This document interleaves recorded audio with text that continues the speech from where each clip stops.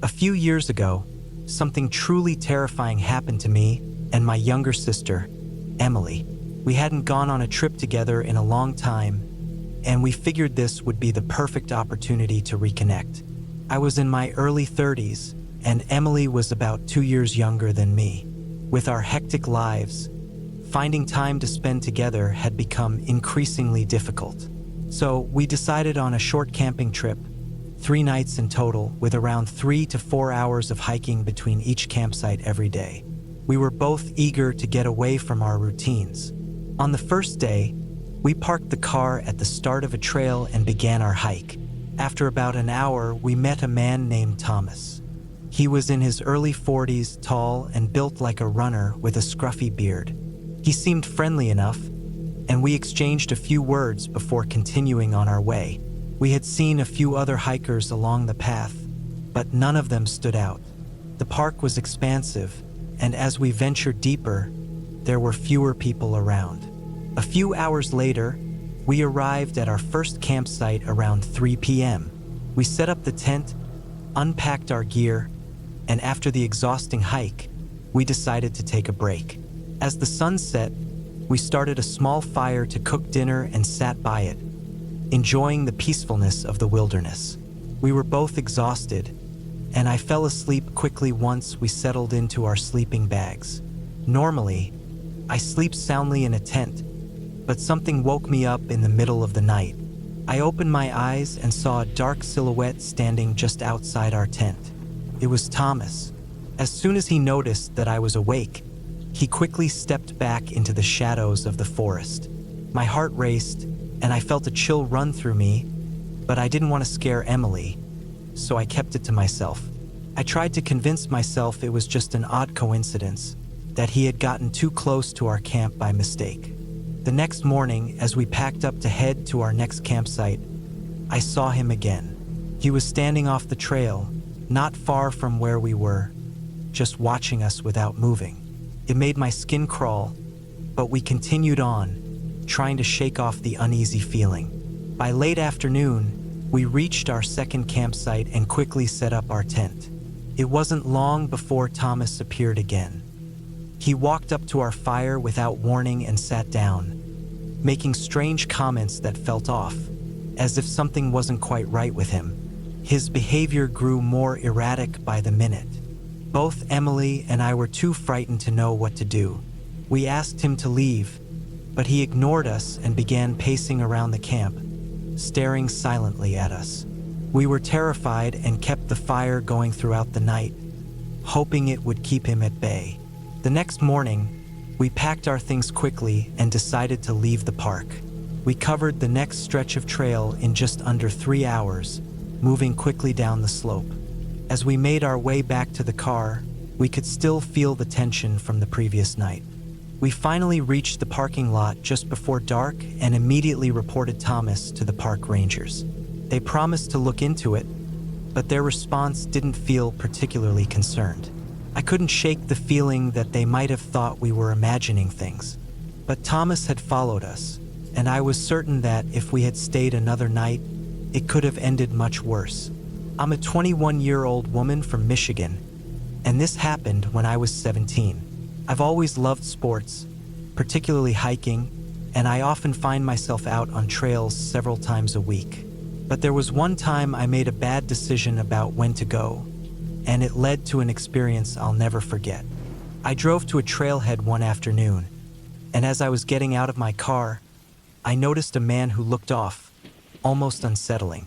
He appeared to be in his early 30s, and something about him gave me a bad vibe. But I was a stubborn teenager, and I brushed it off, thinking I was overreacting. I gave him a quick glance, then continued down the path. I hadn't gotten far, maybe a few hundred yards, before I stopped for a break.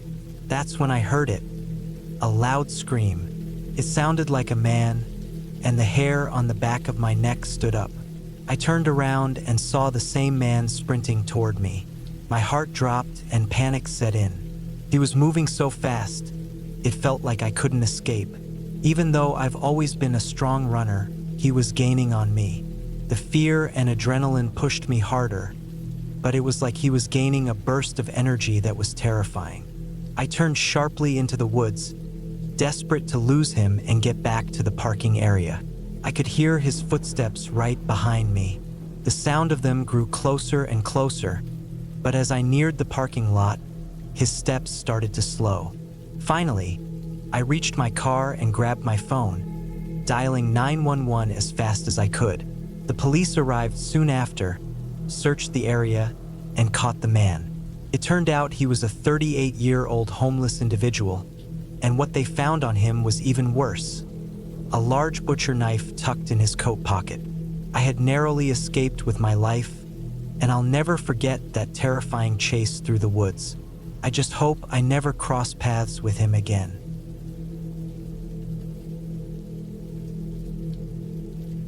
There's a trail close to where I live that I've always liked.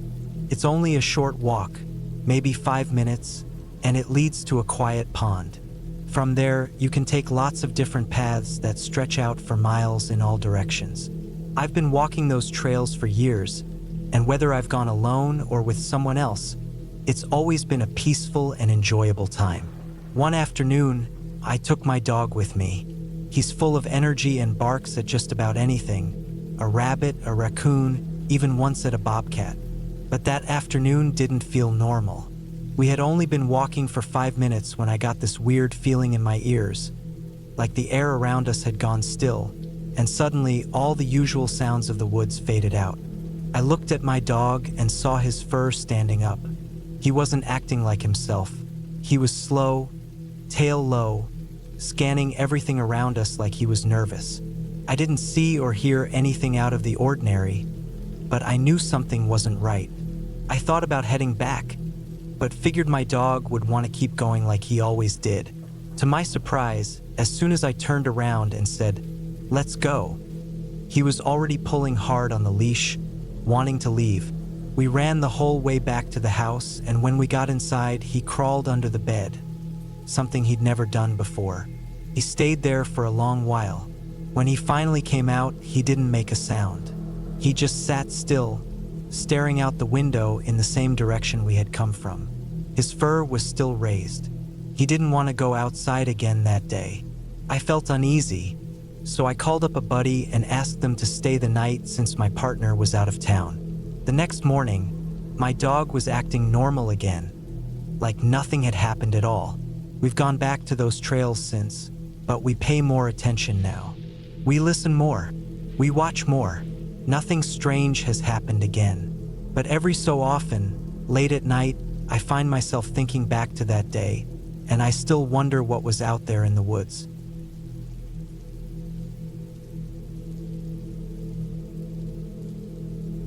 It sends a shiver down my spine, thinking about how close I might have come to something dangerous, something I never saw. At the time, I was dating a guy named Ben. We had been together for about 6 months, and we loved outdoor activities like hiking and kayaking. One Saturday, we decided to visit a new nature preserve about an hour away from our town. It was a place neither of us had been to before. We left a little late that day, getting to the park just around noon. The weather was perfect, so we stopped by the visitor center to grab a map of the trails. The ranger there recommended a 5-mile scenic loop that led to a waterfall view. Ben and I gathered our things, ready for the hike. The trail started out wide and easy to follow, gradually ascending as we went. After about 45 minutes, we came to a fork in the path. It didn't seem to match the map, and we couldn't tell which way to go. Ben suggested we take the left trail because we could faintly hear the sound of water coming from that direction. Thinking it was the waterfall, we decided to go left. However, the path soon became narrow and overgrown. After another 20 minutes, I started to worry we had made a wrong turn. But Ben reassured me, telling me it was just a bit further. Soon, the trees grew thicker, and I had to push my way through them. Unexpectedly, I found myself in a small clearing, and Ben was nowhere to be seen. I called out for him, but there was no answer. I couldn't believe how quickly he had disappeared. Feeling uneasy, I retraced my steps, calling for him again. But no matter how far I walked, I couldn't find him. Ahead, the trail forked once more, and neither path looked familiar. I shouted for him once more, but only silence followed. I randomly picked a path, hoping it would lead me back to the main trail. But with every step, everything seemed less recognizable. A cold shiver ran down my back as I realized I was lost, completely alone. The sun was already beginning to set, casting long shadows through the trees. I quickened my pace, hoping to find any sign of the trail, but the forest seemed darker with every passing moment. Strange sounds filled the air around me. At one point, I thought I heard footsteps behind me, crunching through the leaves. I stopped and listened, but the sound vanished.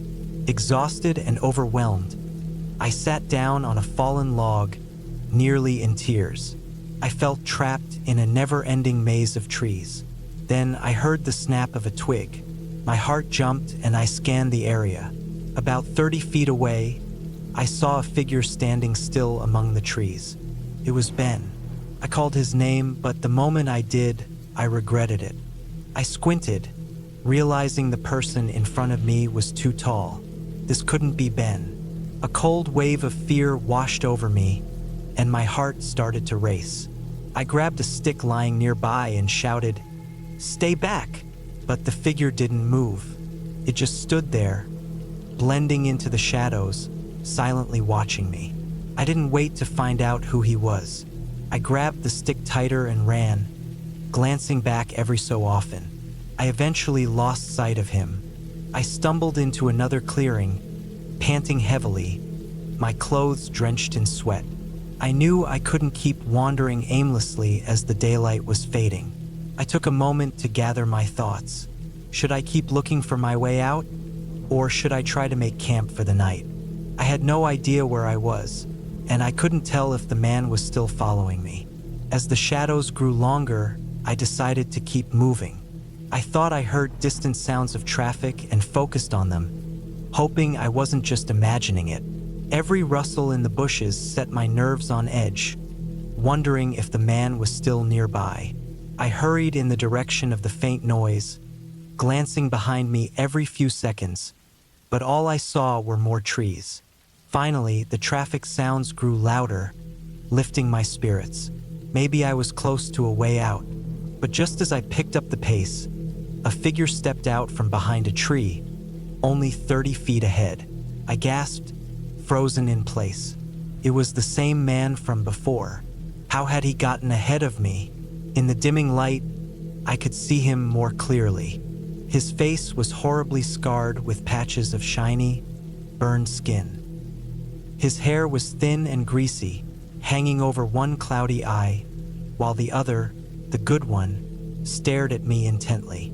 "What's the hurry?" he said, his voice low and gravelly. Every instinct screamed at me to run, but I hesitated for a moment, holding the stick in front of me. As he took a step forward, I swung the stick at him with all my strength. He dodged, then lunged at me.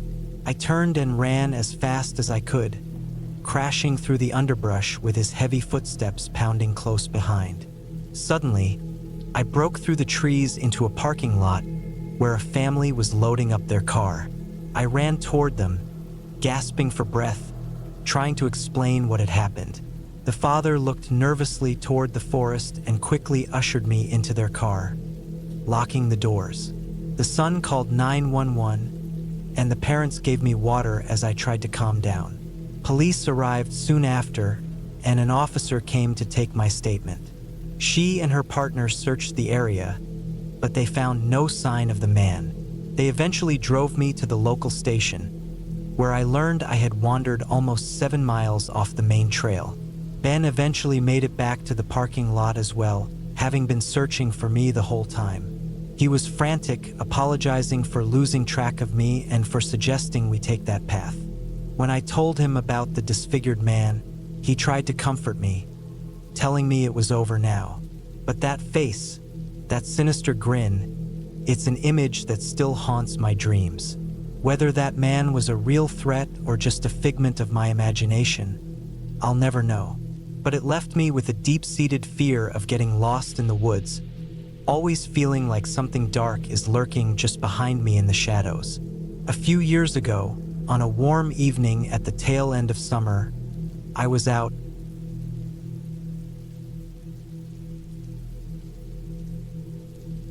I was by myself, hiking along a trail I knew well.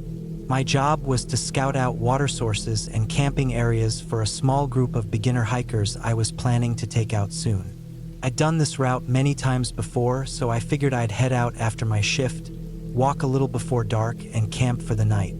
I wanted to give my group an exact idea of how far each place to camp was from the starting point. First, everything went great.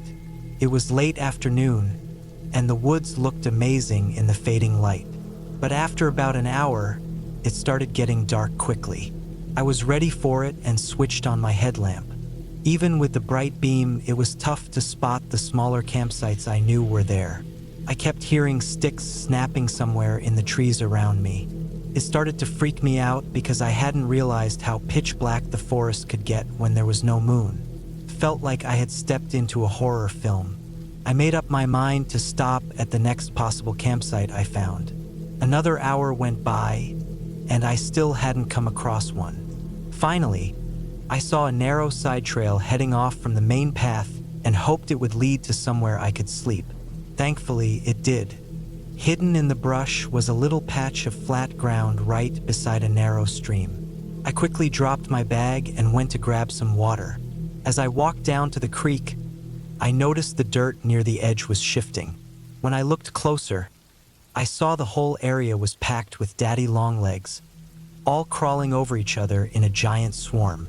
It was creepy and kind of mesmerizing at the same time. I hurried to fill my water bottle and get away, but a low-hanging tree branch hooked onto my face net, and I lost my balance. I hit the ground and scrambled back toward my stuff, trying to brush off all the spiders that had climbed onto me. To make things worse, they'd already reached my campsite. My gear was crawling with them. I was horrified, but the idea of hiking deeper into the woods in total darkness was even worse. I shoved the spiders off the best I could, pitched my tent in a hurry, and jumped inside, dragging all my gear in with me. I spent the next few hours frozen in fear while spiders crawled over the outside of my tent. At last, I managed to fall asleep after drinking a bit of whiskey I'd packed. I woke up to the sound of birds in the morning. When I opened my eyes, there were no spiders in sight. The spot was actually kind of peaceful in the daylight, just a quiet place off the main trail with a clear creek nearby. But I still felt uneasy remembering all those spiders from the night before. I even found a few squished ones in my gear. Even now, thinking about that night gives me the chills.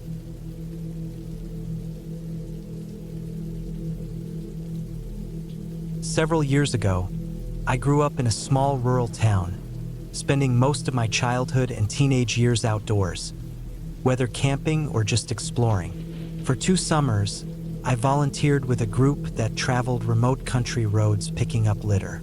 Mostly, it was just routine roadside cleaning, but occasionally, the park rangers asked us to clear trash off trails or forest paths where people had dumped garbage.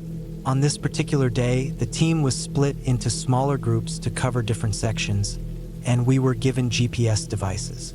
However, back then, they were only accurate within 100 meters, which wasn't a problem for me because I'd always dreamed of becoming a forest ranger.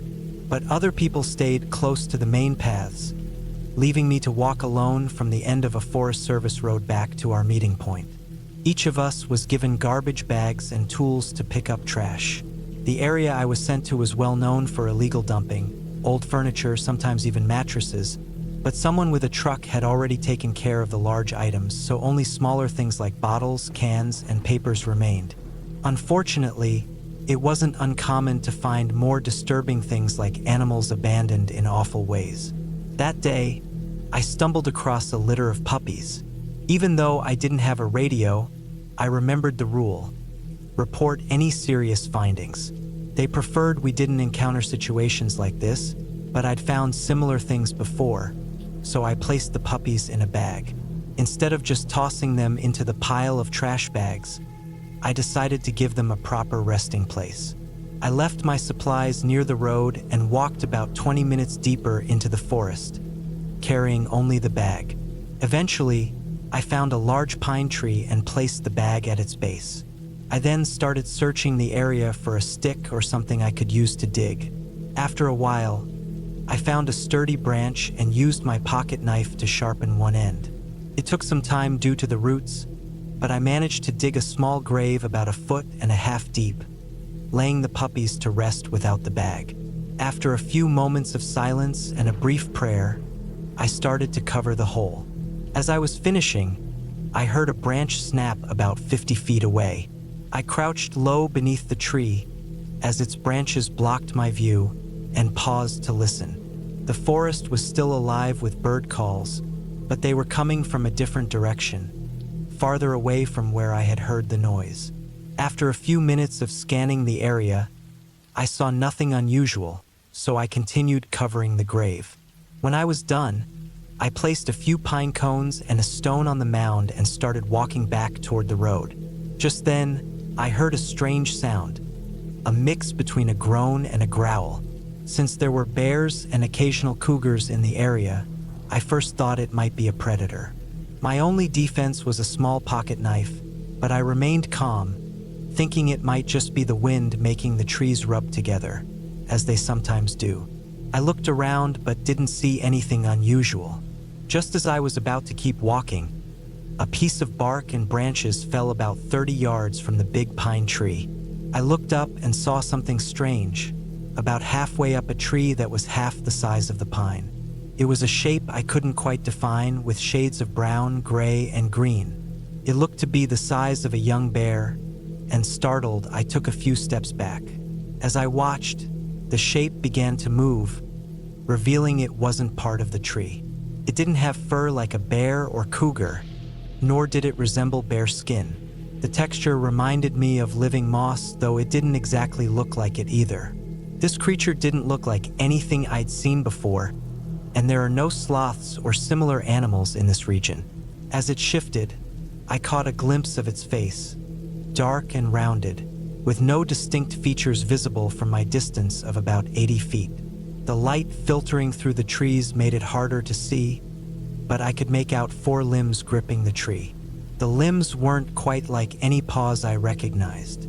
It climbed downward, moving in a way that reminded me of a raccoon, though its head was rounder, and it had no visible neck. Its face was flat, without a muzzle, and its eyes, when they caught the sunlight, appeared to reflect a lighter shade. The skin or whatever covered it seemed to blend into the forest, almost camouflaged. As I stood there, the creature emitted a low whistle-like sound. At that point, I decided I had seen enough. I quickly glanced over my shoulder to make sure I had a clear path back, then hurried toward the road at a brisk pace. I looked back several times but didn't see any sign of it following me. Later, I told the ranger in charge of our group what I had encountered. He suggested it might have been a raccoon with mange, but I told him the face didn't match a raccoon's. He insisted I had probably mistaken it for something else and suggested that odd sightings were often due to animals in poor health. But the face and shape of the creature didn't resemble any animal I knew, not even a snub-nosed monkey, which doesn't live in this area. Despite years of occasional research and wondering, I've never found an explanation for what I saw that day.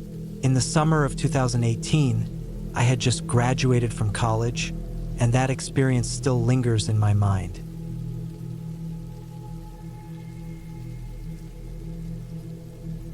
The campfire and sharing stories under the stars had always been a highlight for my wife Rachel and I. We often took our daughter Emma camping while she was growing up, but after that October weekend at Ridgewood Park, when Emma was just 12, my perspective on camping changed forever. It was early fall, just before the real cold set in, and the weather was perfect for camping. We drove up to one of our favorite secluded spots on a Friday evening. The campsite was surrounded by tall pine trees. After setting up the tent and starting a fire, we grilled sausages for dinner. Emma, always eager for adventure, was thrilled. As the sun set, I told a few spooky stories about creatures lurking in the woods. Emma was at that age when stories like that were more exciting than frightening. Exhausted, we settled in for the night, ready for the deep, quiet sleep that only camping can provide. The next morning, we made pancakes over the fire. As we were finishing breakfast, a park ranger stopped by. He was older, wiry, with a thick mustache. After a casual chat, he reminded us to secure our food, since there had been reports of bears in the area. We assured him that we had a bear-proof container, something we always used while camping. Once he left, we decided to go for a hike. Rachel loved bird watching, so she brought her binoculars, and we spotted a few birds along the way: kingfishers, robins, and sparrows. Emma mentioned that she was a little bored, but I could tell she was enjoying herself too. By late afternoon, we returned to our site, played some card games, and read until evening. As it got dark, I noticed a man at a nearby campsite across from us. He was about my age, rough-looking, and kept glancing in our direction while drinking a beer and poking at his campfire. His gaze made me uneasy, but I tried to ignore it. Once night fell, I guided Emma into the tent to sleep, keeping her out of sight. Rachel and I sat by the fire, chatting and stargazing until nearly midnight before we turned in. Later that night, I woke suddenly to the sound of leaves crunching outside our tent. I lay still, listening carefully. Rachel and Emma were both asleep, unaware. I heard more footsteps just outside. An adrenaline rush hit me as my mind raced. Could it be a bear? Or worse, someone dangerous? I quietly reached for the flashlight nearby, turned it on, and swept the beam around the inside of the tent, finding nothing unusual. But the sounds outside continued, circling the tent. I took a deep breath and carefully unzipped the tent's flap, peeking out, prepared to face whatever might be out there. The light from my flashlight revealed the man from the neighboring campsite, crouching just a few feet away, his back turned to me. When he noticed the light, he spun around, and we locked eyes. His expression was wild, almost animal-like. Then, without warning, he lunged toward me. I fell backward into the tent, shouting for Rachel and Emma to run. Rachel immediately grabbed Emma and pushed her out of the tent. I kicked at the man, connecting with his face, and I heard him yelp in pain. I scrambled to my feet, ripped open the tent, and bolted outside. Rachel and Emma were already running toward the main campground area. I grabbed a nearby knife and my car keys, cutting through the tent fabric to escape. Just as I looked back, the man emerged, blood on his split lip, and lunged at me again. I managed to dodge him and ran after my family. When we reached the main area, I yelled for help, alerting other campers. Several people came out, and I pointed toward where the man was now retreating into the woods, away from our damaged campsite. Camp hosts called emergency services, and soon paramedics and police arrived to take our statements. We were shaken but unharmed physically. We decided to drive to a nearby hotel rather than stay another night in the park. Sleep that night was difficult, as the fear and adrenaline lingered. The next day, we headed home, exhausted. Rachel and I both felt shaken, and the deep sense of safety we once had while camping was gone. Emma, who is now 18, hasn't been camping since that night. Took me years before I could feel comfortable in the wilderness again. What had once been a peaceful retreat now felt like it held dark, unpredictable dangers. The thought of ever seeing someone like that by my tent again still haunts me. Because of this incident, I avoid hiking alone now. Even thinking about it makes me uneasy.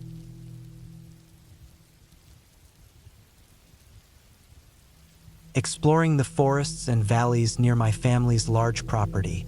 By the time I was 12, I was very familiar with those woods, almost as if they were my backyard.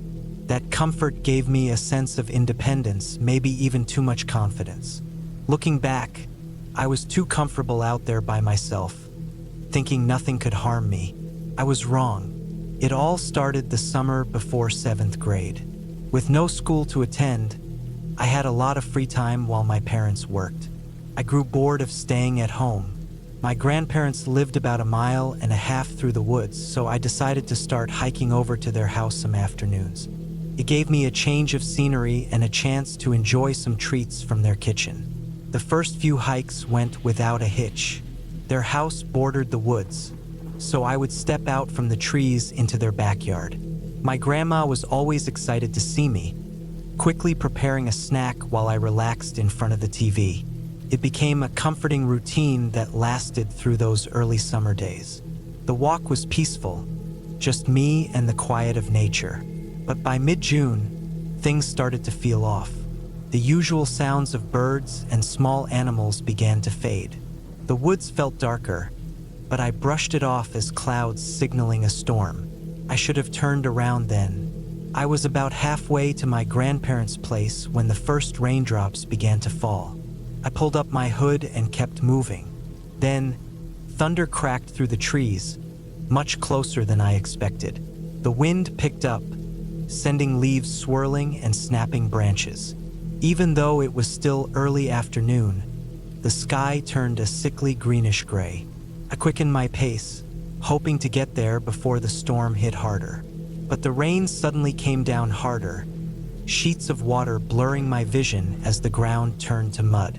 Rain trickled down my neck, and I shivered, but I pressed on, thinking of the warmth and dryness waiting for me at my grandparents' house. Out of nowhere, I heard a scream. It was high-pitched, nothing like any animal sound I'd ever heard. I froze, straining my eyes through the rain and shadows between the trees. Then I saw a flickering light in the distance, bobbing as if someone were carrying it. Maybe my grandfather was looking for me. I called out, but the sound was swallowed by the rain and booming thunder. The light kept moving, but it was too low to be my tall grandfather with a flashlight. A shiver ran down my spine. The scream came again, this time closer. The light continued to advance through the trees. My heart raced, and I turned, running the opposite way, not caring that I was moving deeper into unfamiliar parts of the woods. I just had to get away from whatever was out there. My shoes slipped in the mud, and branches scratched at my clothes as I ran. Then lightning struck a nearby tree with a deafening crack, filling the air with the sharp smell of burning wood as rain sizzled against it. I kept running through the dark, barely able to keep my balance. My foot slipped, and I crashed to the ground, tasting dirt and blood. The light was closer now, weaving between the trees. I scrambled to my feet and kept running, just as another bolt of lightning struck behind me, pushing me forward. My lungs burned, and I gasped for air, but I couldn't risk looking back. Just when I thought I couldn't go any further, I stumbled into a rocky clearing. Against the far wall stood an old mining shack. Desperate, I threw myself against the weathered door, slamming it shut behind me. The inside of the shack was dark and musty. I sank to the floor, shaking uncontrollably. Outside, the wailing continued, filled with anger and despair. Exhausted, I must have passed out right there on the dusty floor. The next thing I knew, I woke up to complete silence. The storm had died down to a steady drizzle. Whatever had been outside was gone. Dazed, I slowly made my way out. The moon broke through the clouds, offering just enough light to see. Terrified and drained, I walked through the woods all night, scared the creature might still be hiding out there. Miraculously, I made it out of the woods as dawn broke, stumbling up to my back porch. I rushed inside, locked the door, and collapsed in relief. I never told my parents about what happened that day, but the memory still haunts me, especially now when I'm alone at home. Whatever I encountered out there, I know it's still lurking in those woods, waiting. Since that day, I haven't ventured past my backyard. Some nights, I hear faint screeches from the trees and pray it never finds me again. Camping used to be one of my favorite family activities. Getting away from the city to cook by.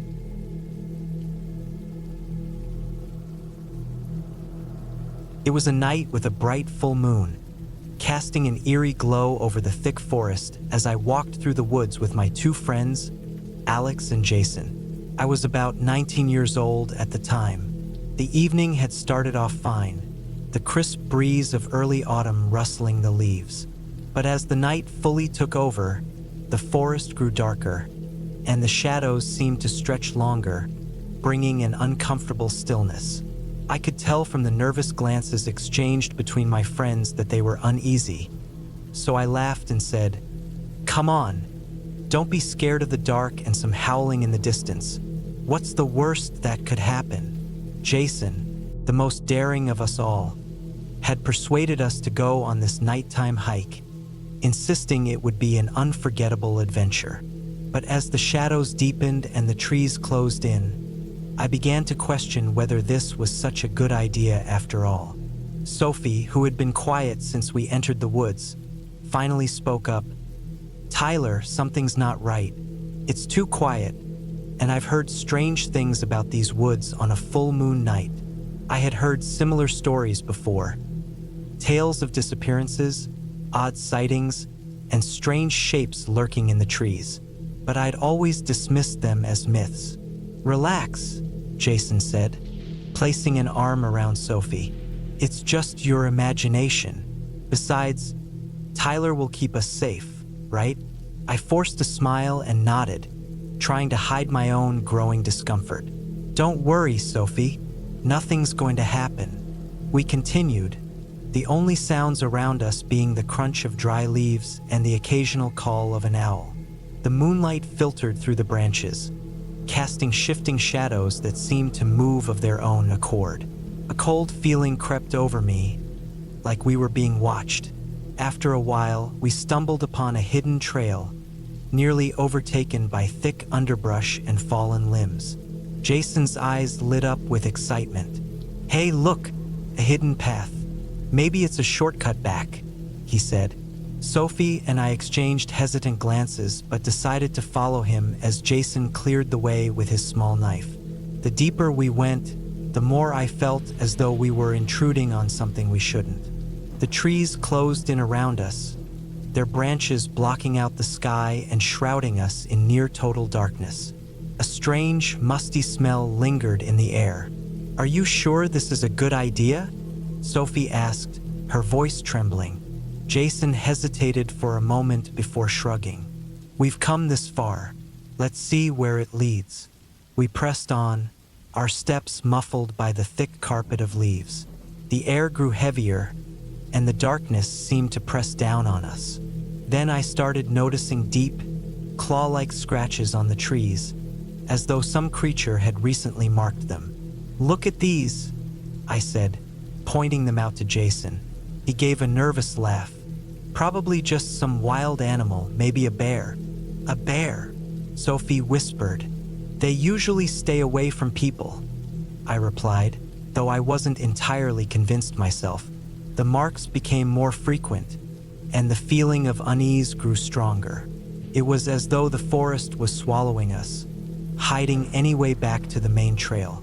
After what felt like hours, we stumbled upon a small clearing. In the center stood a dilapidated cabin, its roof sagging and broken windows catching the moonlight in an eerie way. Sophie's voice trembled as she asked, "Why would anyone build a cabin out here?" I didn't have an answer. The whole scene felt off, like we had wandered into a nightmare. Jason, ever the adventurer, was already moving toward the cabin. "Come on, let's check it out." Reluctantly, we followed him inside. The door creaked as it opened, and I felt a spike of fear, hoping we weren't disturbing anything lurking inside. The cabin was filled with dust and cobwebs, clearly untouched for years. Moonlight spilled through the broken windows, casting strange, shifting shadows. Then I noticed something. Odd scratch marks covered the walls. "Guys, look at this," I said, pointing them out. Jason stepped closer to examine them. "These don't look like animal scratches," he said, his voice low. A chill ran down my spine. I realized then that whatever made these marks was recent, and not something I wanted to meet. We needed to leave, and fast. Just as we turned to go, a low growl echoed from outside, sending a shock of fear through us. We froze. "What was that?" Sophie whispered, her face pale as she clung to my arm. "I don't know," I replied, my voice unsteady. Jason, the bravest of us, peered out the door. "I don't see anything, but we need to go." We hurried out of the cabin, and the growling grew louder, more intense, surrounding us in the dark. The feeling that we were being hunted sank deep into my chest. We sprinted down the trail, each rustling bush and snapping twig sending waves of terror through me. Then, from the shadows, a massive dark shape leapt toward us. It was huge, with matted fur, and eyes that glowed in the moonlight. The only word that came to mind was werewolf, just like the ones in horror movies, half human, half wolf. "Run!" Jason shouted, snapping me into motion. We ran as fast as we could, the creature's heavy footsteps pounding behind us. I didn't dare look back, knowing the glowing eyes were probably just inches away. The creature was relentless, its growls growing more frenzied as it closed in. I glanced over my shoulder and saw its fierce eyes locked on me. It had chosen me as its target. Desperation and fear surged through me. I pushed myself harder, faster. We finally burst back onto the main trail, and the creature stopped, its howl of frustration echoing through the trees. It seemed to be unable to follow us past the trail, as if something was keeping it back. Once we reached the car, the terror melted into laughter as we realized we'd escaped. But the memory of those glowing eyes stayed with me, lingering in my mind. As we drove away, I couldn't help but wonder why the creature hadn't followed us past the trail. Was it cursed to roam the woods under the full moon? Or perhaps it was part of a larger group? I may never know, but one thing I'm certain of: I'll never go back to those woods, especially on a full moon night.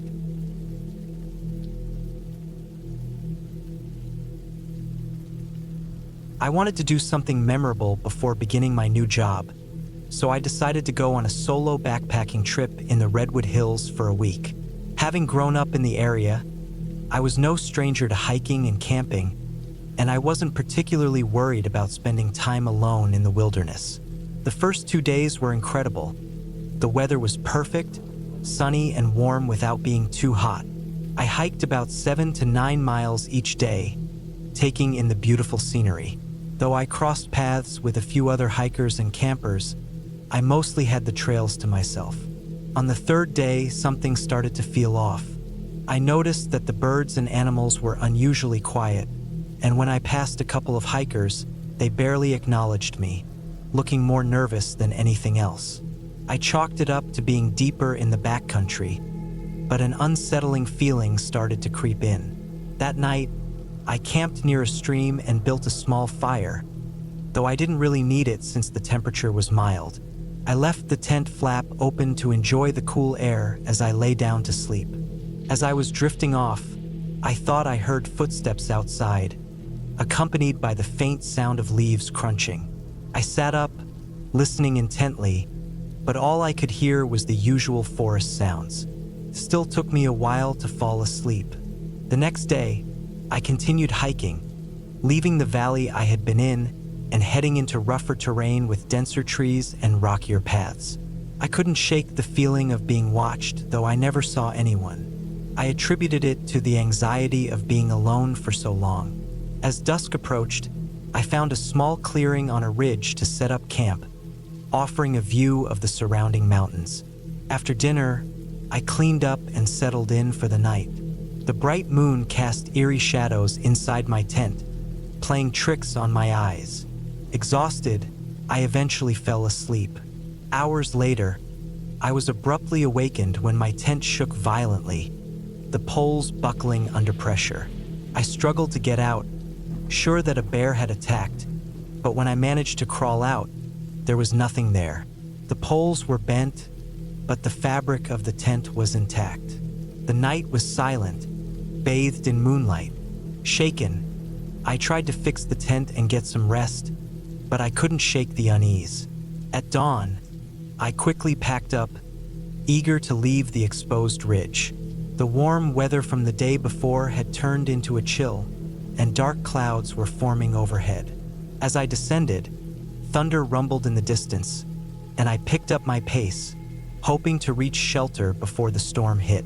The rain began pouring just as I spotted the shelter up ahead, and I sprinted the last stretch to reach it. But my relief was short-lived. As I caught my breath, I noticed claw marks and grimy handprints on the walls, with dirty rags scattered across the floor.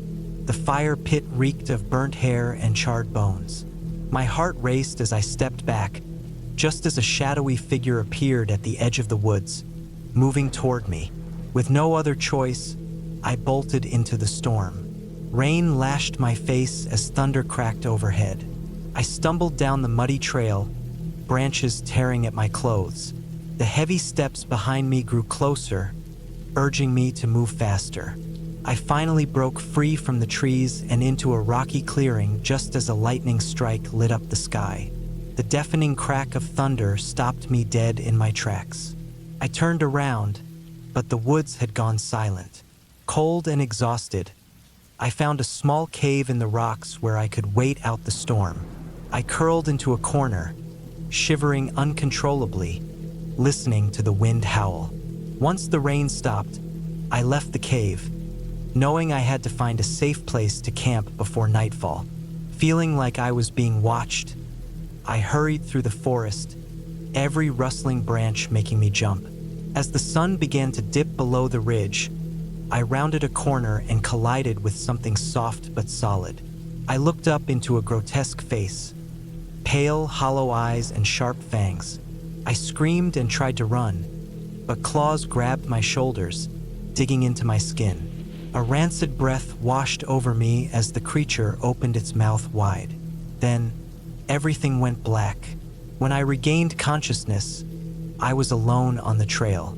Dizzy, I gathered my things and stumbled down the mountain, branches scraping my arms and legs. Twigs snapped behind me, urging me to move faster. When I finally emerged from the trees, the parking lot came into view.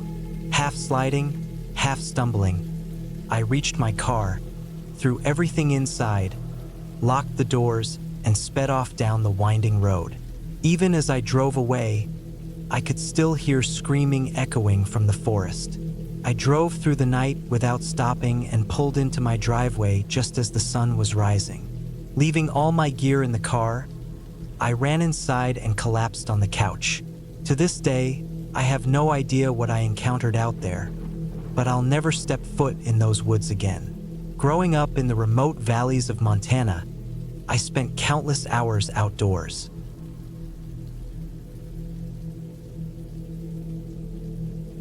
I'm 28 now, and what happened that evening changed my life forever. I grew up in the mountains of West Virginia, where the hills and forests were my backyard. Hiking, camping, and riding ATVs were a part of my daily life. One day, my two closest friends, Ben and Jack, and I decided to head out deep into the woods on our ATVs to find a good spot for the weekend. It was a Thursday, and we planned to set up camp on Saturday, so we had a couple of days to explore. We wanted to find the perfect spot, especially since we were bringing our girlfriends along. We rode out about 6 or 7 miles into the woods and found a small lake. It looked just right, so we stopped to explore the area and make sure we weren't on someone's property. There were no signs or buildings around, so we figured it was good to go. "This is it," Ben said, and we all agreed. It was exactly what we were hoping for. We hopped back on our ATVs, excited for the weekend ahead, though we had no idea it would be unforgettable for all the wrong reasons.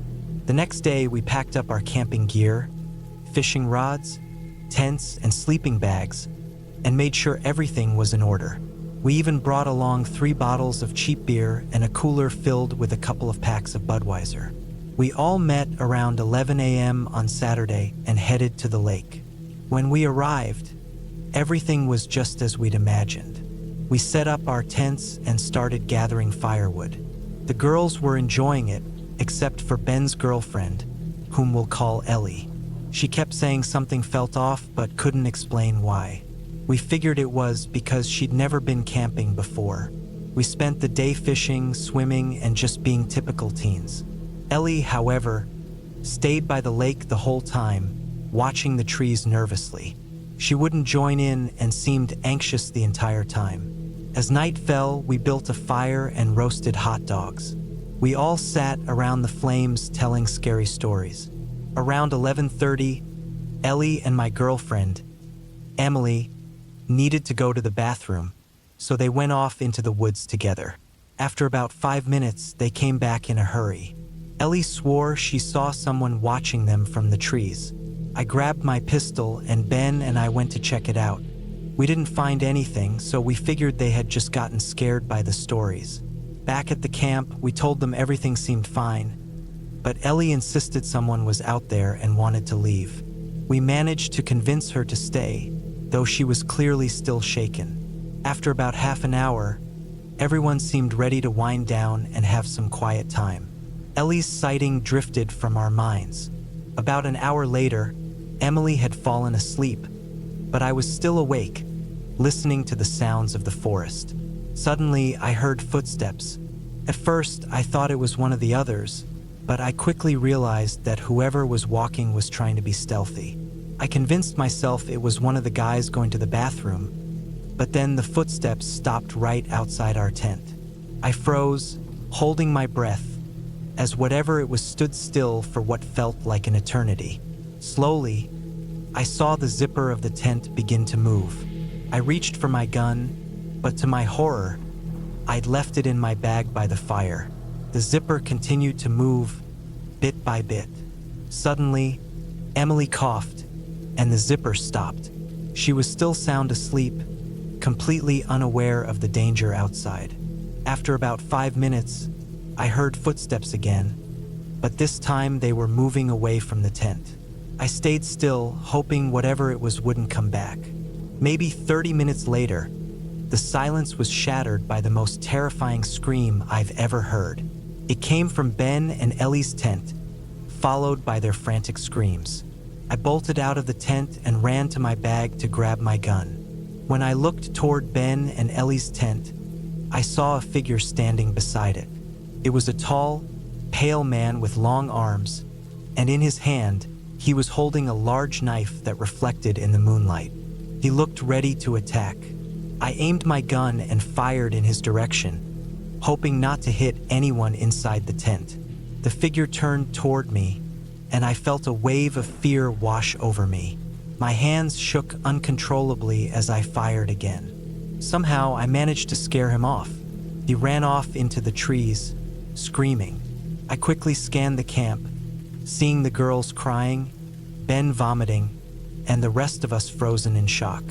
I held onto my gun, my eyes locked on the tree-line, praying he wouldn't return. We huddled together and made our way back to the ATVs, my eyes constantly scanning the woods. When we got to the ATVs, I realized I'd left my keys in the tent. I sprinted back to grab them, and as I did, the man charged out from the shadows. I fired several shots, unsure if I hit him, but he screamed again and disappeared into the woods. I rushed back to the ATVs, and we sped off as fast as we could, narrowly avoiding crashes. We went straight to the police and explained everything. The officers went out to investigate, and later they took us back to the site in daylight.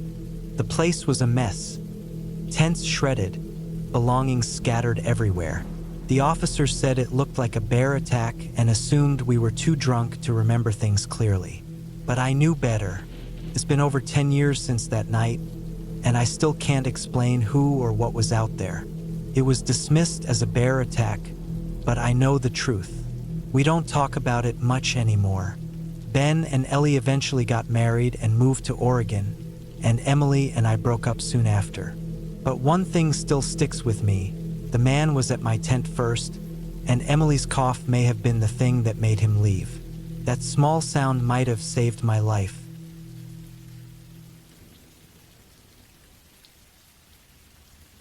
My family would often go on long hikes through the woods. Most of them stayed near the old utility path where it felt safer, but a few of us, the ones who weren't afraid, would follow the hunters in our family to learn how to follow animal signs. That was just a regular part of life for us. Nobody had ever gone missing before, so they didn't mind letting us walk a little ways behind, far enough to keep us out of range of their rifles. One day, I ended up getting separated from my uncle. He spotted a moose and took off running, leaving me behind in the middle of the dense woods. At that age, I didn't really understand how risky that was.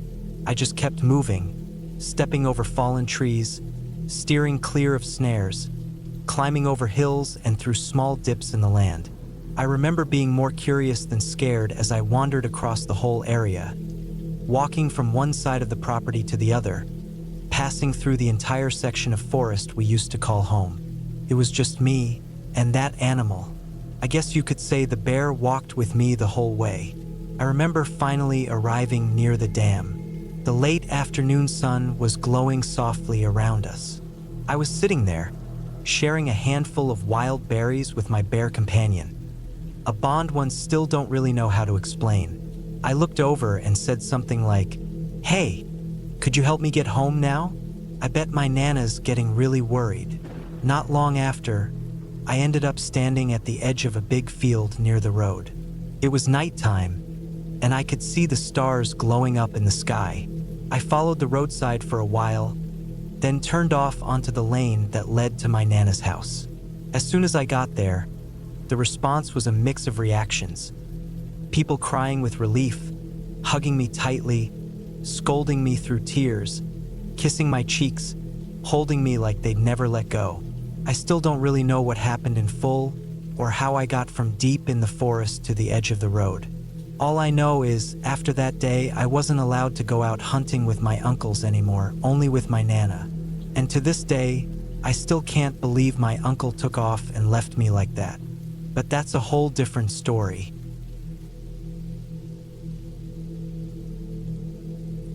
Forget it, it was a cold night in rural Kentucky.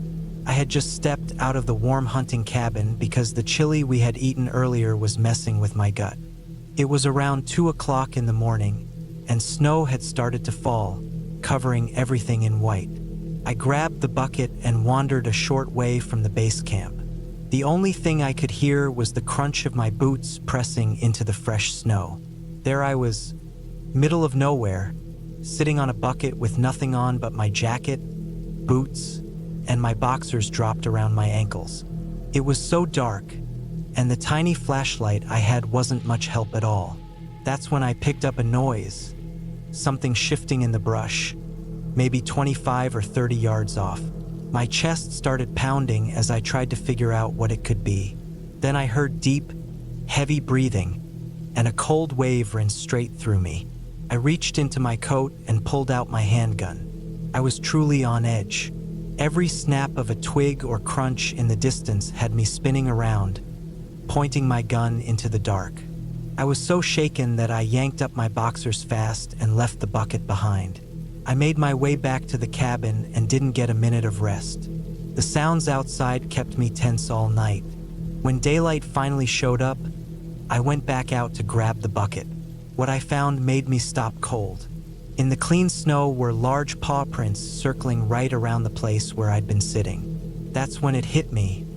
I had been maybe 30 yards away from a bear, sitting out there in the dark.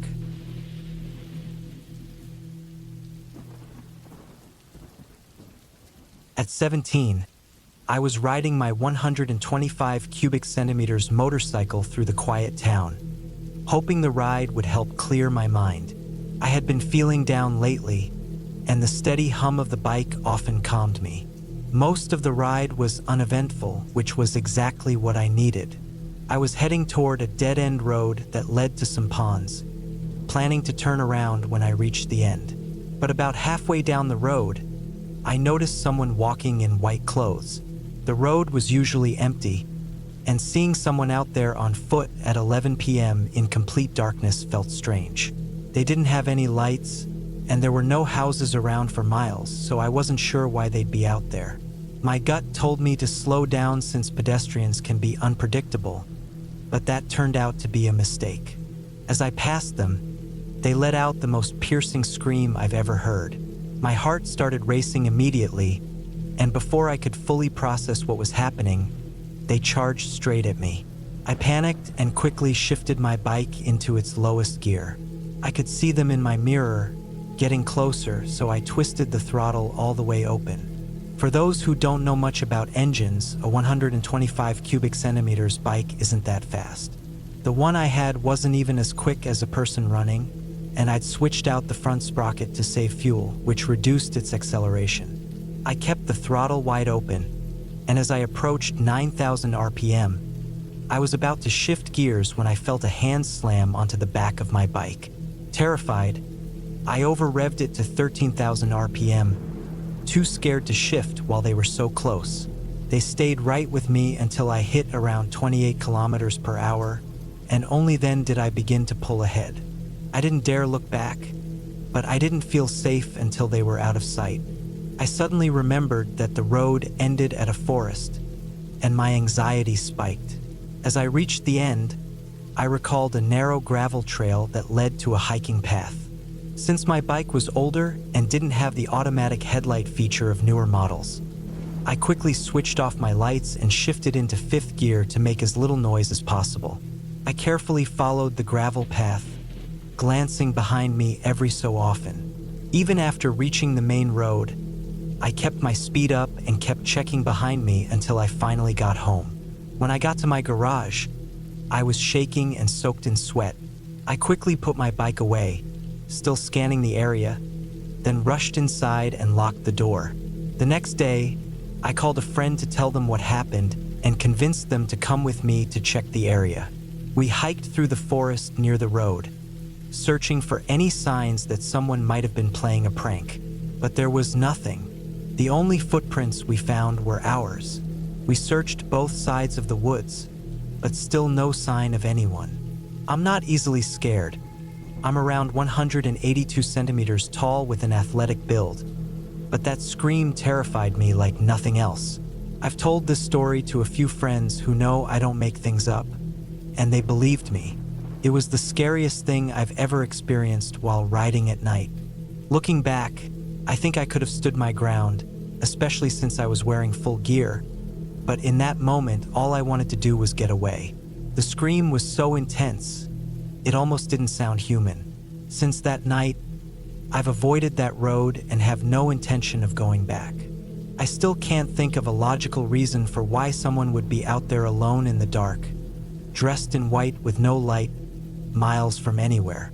My name is Mike, and this happened when I was about 17.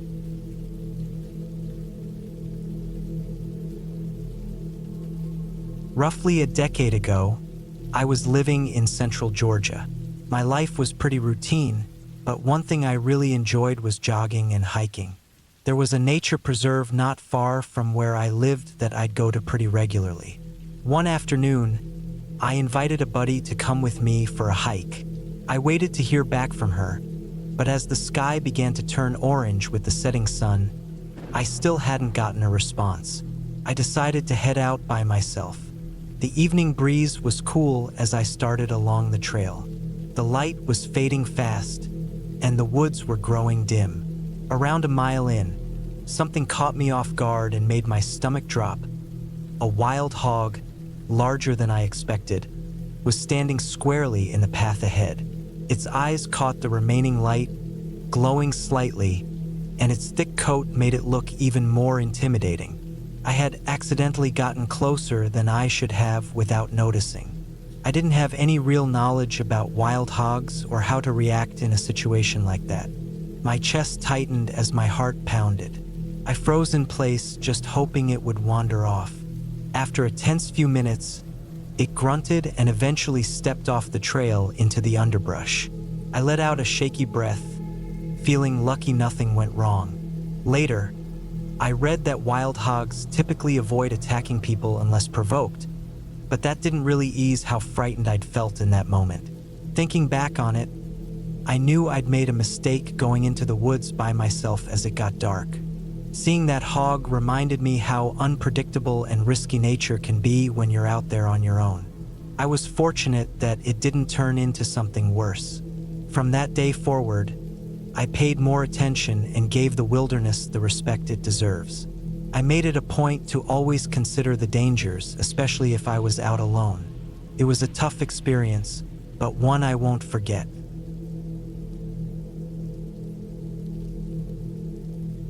When I was little, my dad used to take my older brother and me on long hikes all around the western part of the US, especially in Idaho. We started going on these trips when we were about 6. One of the most unforgettable ones happened when we were around 10. We were doing a 20-mile hike to a lake we hadn't been to before in the Sawtooth National Forest. The trail was rough, and sometimes it could take 2 full days just to reach the lake, depending on how tricky the path was. On this particular trip, about 9 miles in, we came across a massive area where a storm had knocked over trees in every direction. The trail had vanished. Somehow we got turned around and spent hours walking in the wrong direction. My brother and I got really nervous when it started getting late. Our dad had us set up camp next to a little creek. That night, the woods were filled with strange noises, and neither of us could get any sleep. But early the next morning, my dad, who had gotten up before us, managed to find the trail again going up the side of a ridge. Eventually, we made it to the lake, and it's still one of our most loved spots. But thinking back on being lost in that huge stretch of forest still sends a shiver down my spine. A few years later, when I was 14, a friend and I went hiking out in the dry hills near our hometown in Arizona, not far from where the Gila River passes through. We wandered about 3 or 4 miles out, just goofing around and not really thinking about how fast the sun would dip behind the ridges. As it started getting dark, we realized we were surrounded by around 6 or 7 coyotes. Their high-pitched yips and howls echoed all around us, making our skin crawl. We tried scaring them away by tossing rocks and shouting, but they didn't back off. We panicked, turned around, yelled, and kept flinging more rocks, but the coyotes followed us anyway. We finally got back to the highway, but we still had nearly a mile of open desert left before we could reach her house. It was completely black out by that point, and we picked up a metal rod we found, trying to decide if we should make a run for it or go the long way around. Just as we were about to choose, her dad pulled up. He was furious, but more than anything, he looked relieved. I'd never felt so glad to be getting scolded in my life.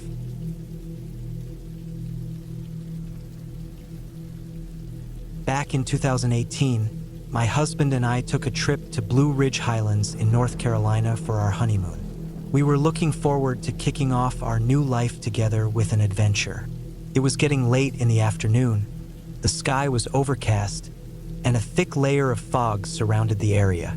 Around 6 p.m., we chose to go for a drive along Ridgeway Parkway. As we were heading to the beginning of our hike, we noticed a man standing by himself in the fog.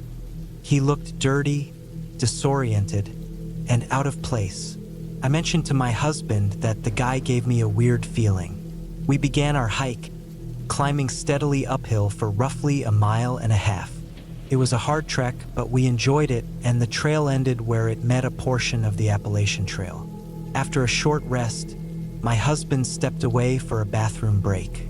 We were just about to make our way back down when the same man appeared again, stepping quietly out of the mist. He had something in his hand. It looked like a strange tool, something between a small axe and a mallet. He mentioned that the last time he had come out there, he stumbled across a pair of human teeth. We gave him a nervous laugh, then immediately turned and started walking briskly back toward our vehicle. We kept glancing behind us to see if he was coming after us. Once we thought we had enough distance between us, we started running.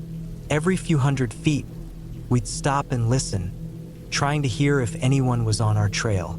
We were jumpy, and every sound made our hearts race. When we finally reached the car, we jumped in and locked the doors. We were unharmed, but deeply shaken. We couldn't shake the memory of the man or the strange thing he had said. A few weeks after we got home, we stumbled upon a news article that made everything feel even more real and terrifying. Someone had been arrested for a killing that had taken place not far from the same area we had hiked. It hit us then that we might have come dangerously close to a murderer. The realization cast a dark shadow over our honeymoon, making it feel more like a scene out of a thriller. Even today, whenever the memory comes up, it sends a chill down our spines.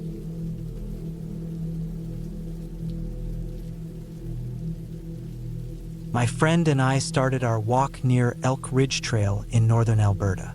The trail was really quiet, maybe because it was midweek and not the usual time for hikers. The only sounds around us were our boots brushing against the dry leaves and the occasional bird calling out in the trees. After hiking for a bit, we came across a couple deep in the woods who seemed a little odd. The man looked older and said he was originally from Chile. The woman was younger and mentioned she was from South Korea. They gave off strange vibes but came across as friendly. We ended up talking for quite a while about everything from the outdoors to travel to how people handle money. I got so caught up in the talk that I didn't even realize my friend hadn't said a single word the entire time. When it was time to split up, the guy invited us to a small art event he was part of the following Saturday. I thought it sounded fun and told him I'd probably show up. That's when he asked if we believed in people traveling between worlds. I'm always open to new things, so I told him I was interested. He pulled out a printed booklet from his backpack and handed it to me. He said I should read through it and, if I liked it, he'd give me more info at the event. As we kept walking, my friend finally spoke up. She said something felt off about the man and she didn't think I should have accepted the booklet. I figured she was just being overly cautious. Later that evening, back at the cabin we'd rented, we sat around a small campfire. With the art show coming up the next day, I figured it'd be smart to read the booklet. But as I flipped through the pages, a deep fear settled in. The booklet listed over 100 strange rules that seemed written by someone or something not quite human. The writing had big, confusing words and jumped between topics like different faiths, Christianity, Islam, Judaism, and strange things like beings from space and hidden doorways to other realities. The part that stuck with me most was near the end. It wasn't meant for the person reading it. It was instructions for the person handing it out. It explained what information they should be gathering from the people they gave it to, stuff I had already mentioned earlier during our walk. A chill went down my back and I felt sick to my stomach. We both agreed there was no way we were going to that event. The booklet, which I thought was just unusual at first, now felt seriously dangerous. In a rush, we tossed it into the fire. The flames quickly ate away at the pages, turning them into black ash. It felt like the only way we could push back against whatever strange group we'd stumbled into. The next morning, we packed up and left, telling ourselves we'd be more cautious from then on. The meeting and that creepy booklet have stuck with us ever since.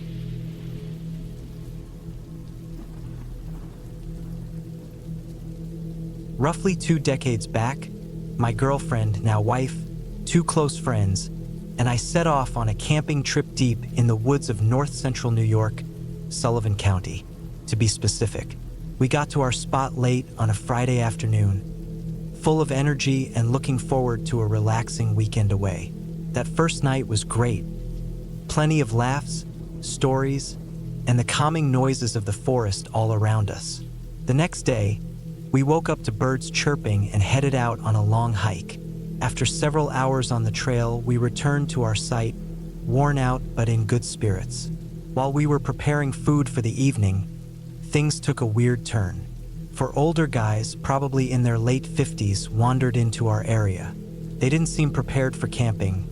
No tents or bags. Just lugging a heavy cooler of beer they said they'd hauled in for miles. At first, we figured they'd hang out a bit and move along, but they stayed. They mentioned they'd dropped acid and were now munching on mushrooms too. That's when we noticed one of them had a small handgun tucked in his waistband. Looked like a .22 revolver. They lingered, made crude remarks about my girlfriend, and even though we repeatedly asked them to move on, they didn't listen. Once it got dark, we figured the smartest thing to do was to avoid provoking them. We hoped that if we turned in early, they'd eventually get tired, pass out, and be gone by morning. So we climbed into our tents, trying to ignore their drunken voices echoing through the trees. Around 11:30 at night, I woke up needing to use the bathroom. When I stepped outside the tent, I saw two of the men still awake, sitting near our fire. I froze as I heard them having a hushed but chilling conversation. They were tossing around the idea of killing us while we slept, dumping our bodies off a steep ravine nearby, and taking off with our gear and car. My stomach dropped. I knew I couldn't sleep after hearing that. I stayed awake the entire night, keeping my eyes on them from inside the shadows, praying they wouldn't go through with it. At first light, we quietly packed up all our things and left without a word. Once we reached the main trailhead, I told the rest of the group what I had overheard. We wasted no time letting the local forest rangers know exactly what had happened. I've run into all kinds of wild animals and strange hikers over the years, but nothing ever shook me like the fear I felt during those hours in the dark, wondering if I'd see morning.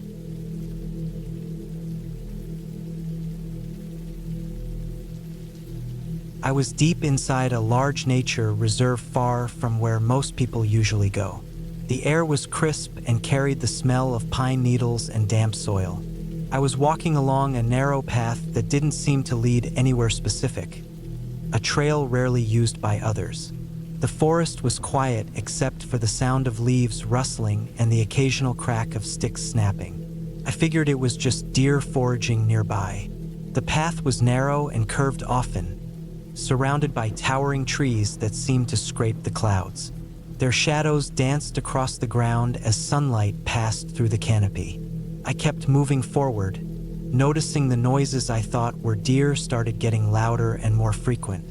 It surprised me how many deer must have been tucked away in the brush, though I couldn't see any. Eventually, the trail ended at an old, massive tree whose gnarled roots stretched out like a natural bench. Behind it, I heard the same noises again. Curious, I stepped around the tree, expecting to finally spot one of the deer. But it wasn't a deer, it was a bear.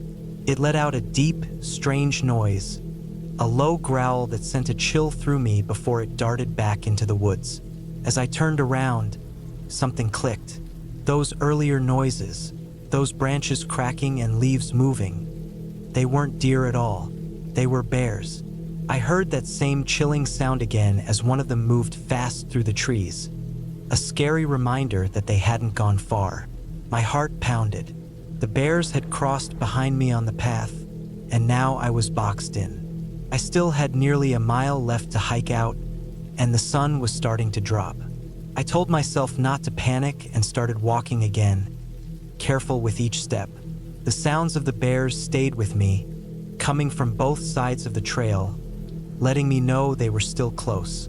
I didn't take my eyes off the ground in front of me and stayed focused on every little change in the forest sounds. The walk back felt longer than the way in. Every noise, every twig snapping nearby made my nerves spike. But I didn't stop. I didn't dare look behind me. I just kept walking, pushing forward, desperate to reach safety.